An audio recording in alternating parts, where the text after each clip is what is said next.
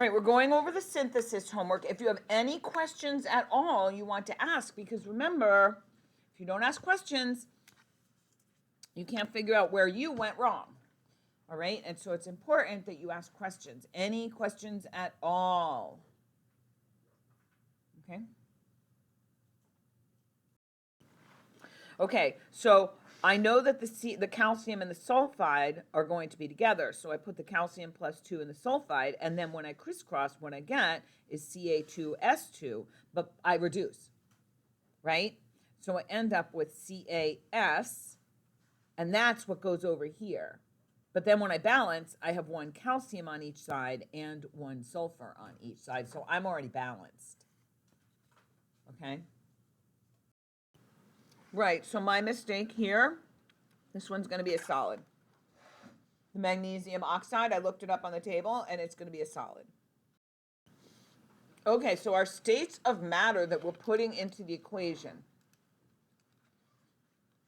You can have solid, liquid, or gas, or soluble, where solid is insoluble, right?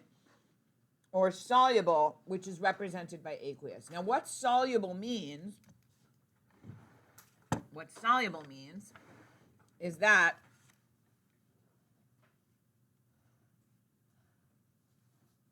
when I put it into a beaker of water, for example, sodium chloride, sodium first family, no exceptions.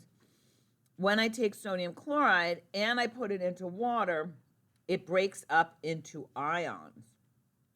Now, there will still be some sodium chloride together, but basically, sodium chloride is going to break up into all these ions of sodium chloride. And so this is called soluble because when I put it into water, it dissolves. It dissociates into its ions. That is what soluble means. Okay?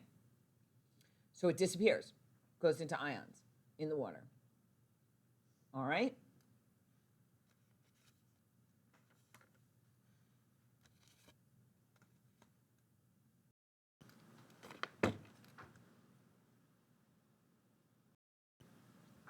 Okay, any questions?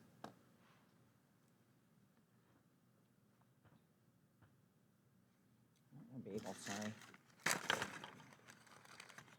I've been putting together your lab, which my TA said, I had no idea this much effort goes into a lab. And I was like, yeah, that's right. You think we just like, oh, here.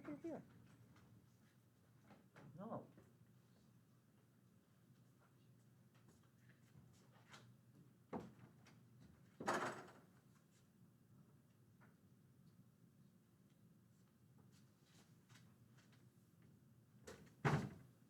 Any questions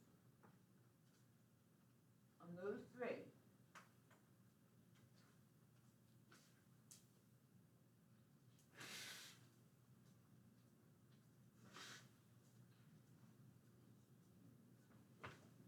No? None? Yeah. Here? Like if you have the silver first and then that? No, that's fine. No. Charles? 20? Sure. Okay. So what I'm going to do is I'm going to look and I'm going to see. So I see that silver is positive. Aluminum is positive. I come over here and my copper is positive and my sulfate is negative. So that means that my aluminum, sorry.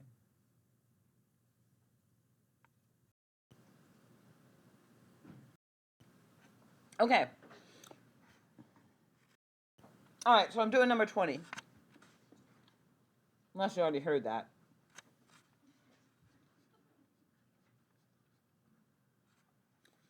So the aluminum is positive and the copper is positive and the sulfate is negative. So that means that the aluminum and the copper are going to switch places. If they can, right? So I go to my activity series list and I see aluminum. Oh, here's aluminum. And here's copper way down here. So aluminum is going to win this battle. All right? Oh, so aluminum is going to win the battle, and aluminum is going to take the sulfate from the copper.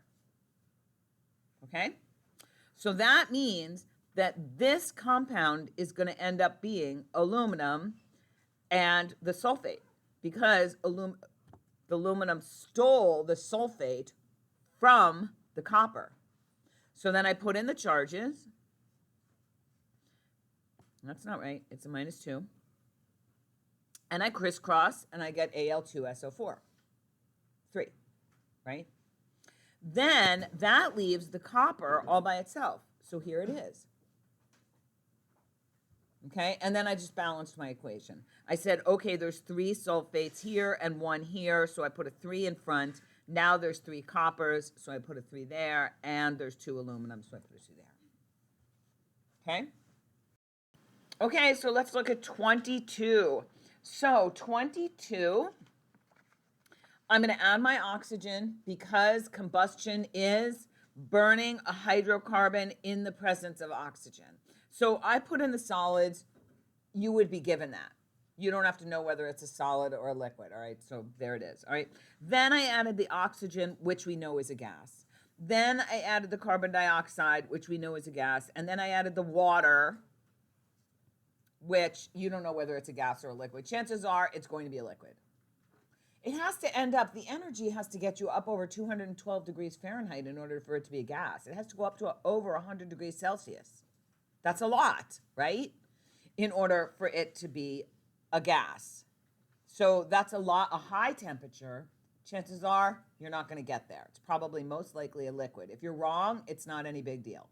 All right? Just know that it's going to be probably a liquid. All right? Okay.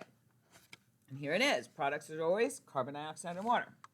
So what I'm going to do now is I'm going to balance it. So I'm going to write it on this card.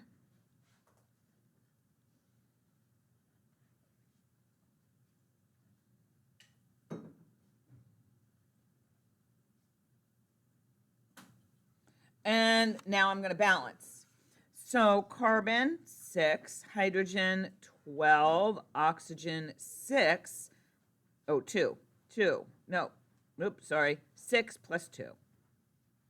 All right? Over on the other side, carbon, 1, hydrogen. Hydrogen, I like to do carbon, and then hydrogen. 2, and then oxygen, 2 plus 1. Now I'm going to balance. I'm going to start with my carbon, 6. So that makes 6, and then I'm going to change my oxygens to 12 plus 1. My hydrogens are 12, so I'm going to put a 6 here. So 12, and then I'm going to redo my oxygens for 12 plus 6. Now I'm going to look at my oxygens. On this side, for my oxygens, I have 12 plus 6, which is 18. But on my reactant side, I have a 6, which I can't touch, because if I put something in front of the carbon, then I ruin the carbon and the hydrogen, which are already balanced. So I don't want to touch that, right? But I can touch this one, because if I put something in front of this, I'm not going to change anything.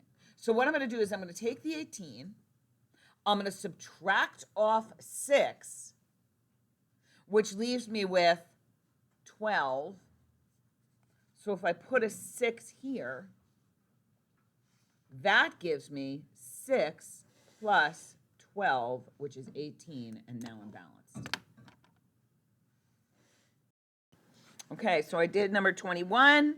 I added my oxygens, my carbon dioxide, and my water.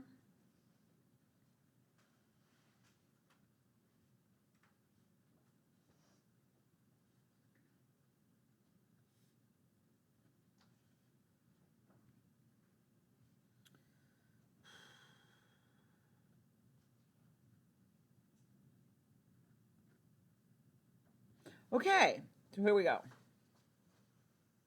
So I'm going to start with my carbon, 8, which gives me 8 carbon, 16 plus 1. Next, I'm going to do my hydrogen, 18, which is 9. So that gives me 18 hydrogens, so they're balanced. And now I'm going to do this again, and I get 16 plus 9. Now, right away, we see that there's a problem. The problem is that there's 25 oxygens here and a 2 here. There's no way that I can balance that 2 to make it 25. So what I'm going to do is I'm going to balance this equation with a 12.5. I'm balanced now, aren't I? 12.5 by 2 is 25. So now I'm balanced. But the problem is you can't have a decimal point or a half in your coefficients, right? So I'm just going to do the simple thing. I'm going to multiply everything by 2. I am balanced. I'm good to go. So I'm just going to multiply my coefficients by 2, and then I'm a winner, right? So here we go. 2, 25, 16, 18. And now I'm balanced. Okay? Yes. So I know that, like, when you move on from. So the question is, how many do I know? How do I know how many carbons and oxygens to add on the product side? So this was my original problem.